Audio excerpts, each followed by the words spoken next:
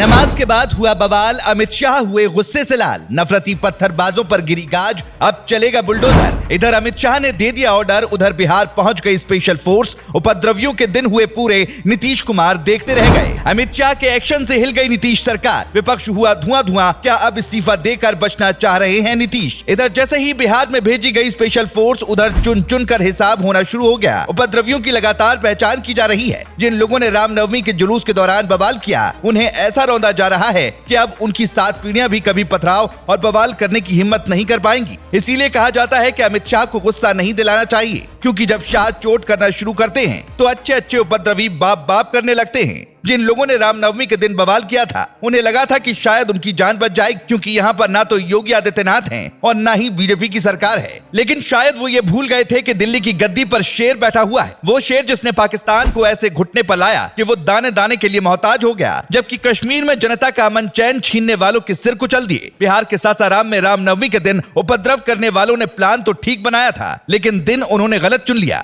जब अमित शाह बिहार के दौरे पर जाने वाले थे, तभी ये बवाल हुआ। शाह से तो वैसे ही लोग कांपते रहते हैं, लेकिन उपद्रवियों ने उन्हें हल्के में लेने की गलती कर दी और उनके बिहार पहुंचने के बाद भी बवाल जारी रखा, जिसकी वजह से अमित शाह सासाराम नहीं जा सके। लेकिन इसी के बाद तय हो गया था कि अब कुछ बहुत बड़ा होगा, लेकिन शाह इतना बड़ा एक्शन ले लेंगे, किसी ने सपने में भी नहीं सोचा होगा। तुरंत स्पेशल फोर्स भेज दी गई, जो अब उपद्रवियों को चुन चुन कर सबक सिखा रही है। लेकिन इसी बीच अब वहां जनता की मांग उत्तर प्रदेश के मुख्यमंत्री योगी आदित्यनाथ की बढ़ गई है। लोग कह रहे हैं कि अब हमें योगी के जैसा मुख्यमंत्री चाहिए, क्योंकि अगर बिहार में योगी मुख्यमंत्री होते तो अब तक आरोपियों के घरों पर बुलडोजर चल चुका होता और उपद्रव करने वाले खुद सरेंडर करने थाने पहुंच जाते। लेकिन वहां सरकार नीतीश कुमार की है। हालांकि मीडिया रिपोर्ट के मुताबिक बिहार पुलिस पूरी ताकत के साथ बवाल करने वाले लोगों पर एक्शन ले रही है, लेकिन रिपोर्ट लिखे जाने तक बिहार शरीफ में हिंसा रोकने के लिए इलाके में इंटरनेट सेवा पूरी तरह से बंद थी। साथ ही पुलिस ने लोगों से घरों में रहने की अपील। हालांकि इसी बीच वहां के पुलिस प्रमुख RS भट्टी ने कहा है कि बवाल करने वालों को किसी भी कीमत पर छोड़ा नहीं जाएगा। मिली जानकारी के मुताबिक स्पेशल फोर्स के पहुंचने के बाद उपद्रवी शांत और अब इलाके में शांति है। हालांकि सासाराम से लोगों के पलायन की खबरें सामने आ रही थी, जिसे बिहार पुलिस ने गलत बताया है। बता दें कि सासाराम में रामनवमी के मौके पर हिंसा और पत्थरबाजी हुई थी।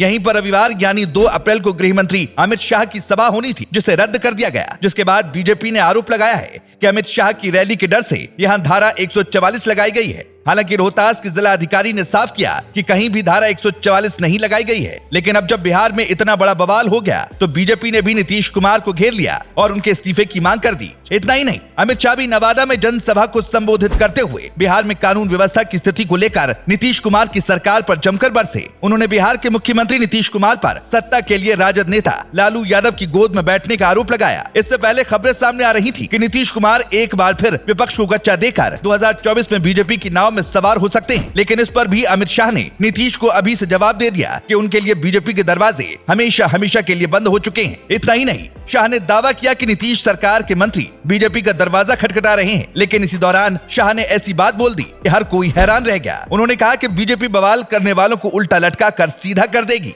Bureau report.